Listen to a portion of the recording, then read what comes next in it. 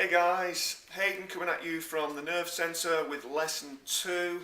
This is going to be looking at lunches, or nutrition lesson 2 I should say, looking at lunches.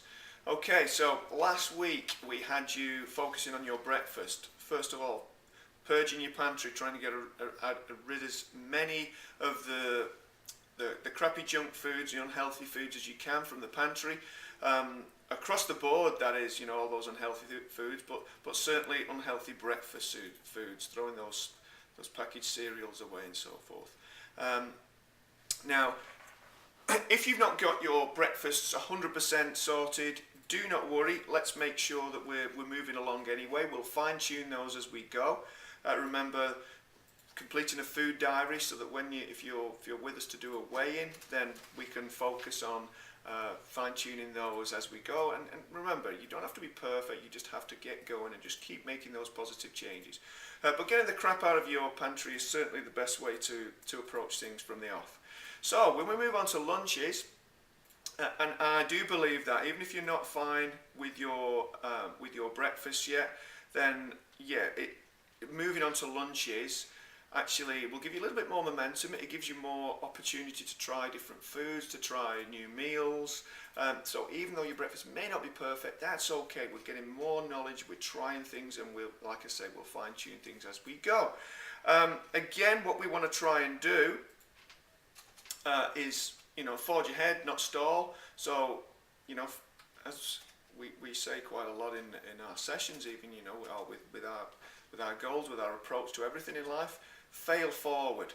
And that means, forge on ahead, make little mistakes as you go and fine tune, rather than just sat back waiting for all the stars to align and everything to be perfect. Life isn't perfect, guys. All right. Yeah, where lunches are concerned, again, it starts. This plan is starting by purging the pantry again. So we want to make sure, if you have kept some unhealthy things in there, then we want to make sure you're removing all your unhealthy lunch items. So lunch, breakfast, anything unhealthy which you would eat for lunch or breakfast goes. And it goes in a big black bin liner in the bin. Don't give it away, remember. We don't want to poison anybody else. Give it to the bin. And then the key step is to always make a plan, is to sit down when you're calm and plan the meals for the week. You're going to plan breakfasts and lunches. Okay, so things to do is, with your breakfast, what's been working for you, then stick with it. You don't have to have a whole huge range of breakfast. You have to have some that you're working. And I gave you 3 ideas last week, and it's really interesting. They're pretty much the 3 I have. That's it. I don't have any others.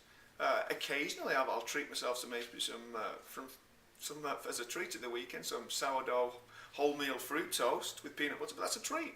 My 3 breakfasts are generally either a smoothie, my quinoa porridge or muesli type breakfast, or it's a tofu scramble. The 3 that I gave you, that's it. You don't need huge varieties, okay? You can always tweak the recipes ever so slightly, but they're based on those 3. Lots of different smoothies you can have. There's lots of different ingredients you can put in a tofu scramble, or if you're having eggs, scrambled eggs, lots of different vegetables, you put in. Remember our plate with those 2/3, 3/4 veggies, that's what we're after. And a muesli type breakfast, I have different ones of those. It could be a quinoa porridge, it could be an oatmeal porridge, it could be a granola type, homemade granola type recipe. But they're based on those 3. And interestingly, again enough, this was again some studies done by John Berardi, Martin Rooney, who looked at they coach world and Olympic athletes, and the very top people have less variety than the people who are overweight and obese. So basically 20 or so foods for the top elite people, or 20 or so meals, as we say. We've talked about that many times before, and we cycle through them. So potentially every 3 days you're repeating meals. That's what the very top people do. If you're slightly below that, aspiring athletes, then they have maybe 20 to 30. Weekend warriors have maybe 30 to 40, and 40, 50 and over for the people who are less unhealthy. So do not feel you have to be having a different meal every single day for every single day of the year. Okay? Keep it simple, guys.